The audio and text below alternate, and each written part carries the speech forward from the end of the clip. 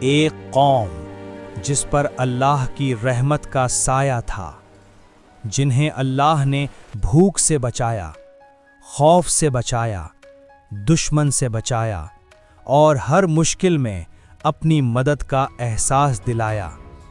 پھر اللہ نے انہیں صرف ایک امتحان دیا۔ امتحان چھوٹا تھا لیکن صبر سے بھرا ہوا۔ انہوں نے ایک دوسرے کو کہا، ہم اللہ کے حکم کو نہیں توڑیں گے، بس گما پرا کر اپنا فائدہ نکالے گا۔ اور یہیں سے رحمت کا راستہ بند ہوا۔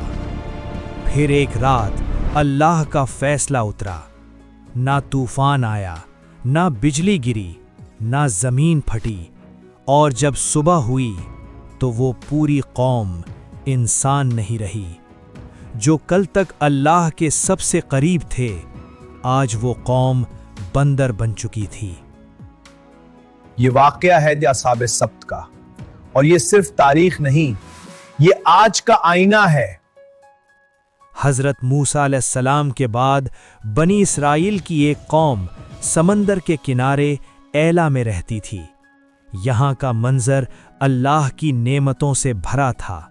سمندر کی ٹھنڈی ہوا، دھوپ اور لہروں کی میٹھی خوشبو، ہر کونا سکون اور برکت سے روشن تھا۔ یہ لوگ اللہ کے نام سے واقف تھے، اس کے احکام جانتے تھے، لیکن دلوں میں ایک پرانی عادت زندہ تھی۔ یہ قوم پہلے بھی وعدہ کرتی تھی اور پھر اسے اپنی سہولت کے مطابق توڑ دیتی تھی۔ ایک وعدہ توڑنے سے کیا ہوگا؟ ہم بعد میں اللہ سے معافی مانگ لیں گے۔ زبان سے اطاعت اور عمل میں چالاکی۔ ان کے بزرگ کہتے، ہم اللہ کے منتخب کیے ہوئے لوگ ہیں، ہم پر پابندی کیوں؟ جواب آیا، یہ پابندی نہیں، امتحان ہے۔ اللہ نے ان کے حال کو دیکھ کر ان پر ایک ایسا امتحان رکھا جو ان کے دل کا راز کھول دے۔ ان پر پابندی لگائی گئی صرف ہفتے کے دن کی۔ اللہ نے فرمایا، ہفتے کے دن تجارت چھوڑ دو، مشغولیت چھوڑ دو، صرف میری عبادت کرو۔ شہر میں آواز پھیلی۔ ایک شخص بولا، صرف ایک دن کی بات ہے، اللہ کے لیے رک جائیں گے۔ دوسرا ہنس کر بولا، دیکھتے ہیں جب سمندر مچھلیوں سے بھر جائے گا تب بھی۔ پھر امتحان نے اپنی شکل دکھائی۔ جس دن شکار منع تھا، اسی دن سمندر مچھلیوں سے ابل پڑا۔ تازہ موٹی مچھلیاں جیسے خود کنارے تک آ رہی ہوں۔ ایسا پہلے کبھی نہیں ہوا تھا۔ یہ اللہ کا امتحان تھا۔ رات کا اندھیرا شہر پر چھا گیا۔ گھروں میں بے چینی تھی۔ پھر خاموشی میں شیطان نے ان کے دلوں پر حملہ کیا۔ حکم نہ توڑو، بس راستہ بدل لو۔ لوگ ایک دوسرے کو دیکھنے لگے۔ ایک شخص بولا، ہم نالیاں کھود دیتے ہیں، مچھلیاں خود پھنس جائیں گی۔ دوسرا بولا، اور اتوار کو نکال لیں گے۔ اللہ بھی خوش اور ہم بھی۔ وہ سمندر کے کنارے گئے، نالیاں کھودیں، جال بچھائے اور اپنی چالاکی سے راستہ نکال لیا۔ بزرگوں نے کہا، اللہ سب دیکھ رہا ہے۔ نوجوان ہنسے، ہم نے حکم نہیں توڑا، صرف راستہ نکالا ہے۔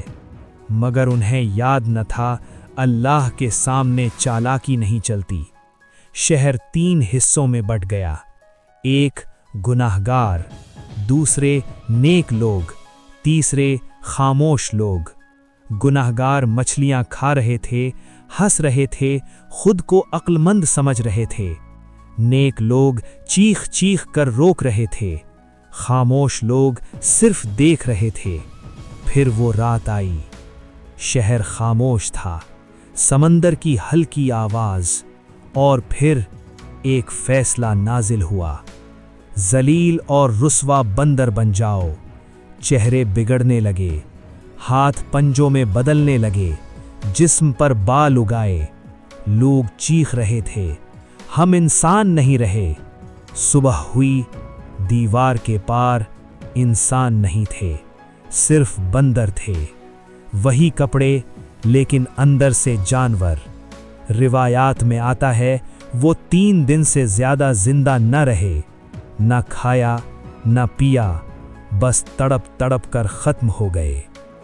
असहाबे सब्त का जुर्म मछली पकड़ना नहीं था, उनका जुर्म था अल्लाह के कानून के साथ हीला साजी करना। आज हम कहते हैं सूद एक प्रॉफिट है, रिश्वत सिर्फ तोहफा है, झूठ एक मार्केटिंग टेक्निक है। याद रखें, अल्लाह लफ्ज़ों को नहीं, नीयत को देखता है। क्या आज भी हम असहाबे सब्त की तरह अपनी चालाकी और लालच में भटक रहे हैं? हाँ या नहीं? अगर आप चैनल पर नए हैं तो वीडियो को लाइक करें, चैनल को सब्सक्राइब करें और कमेंट्स में अपनी राय जरूर दें। शुक्रिया।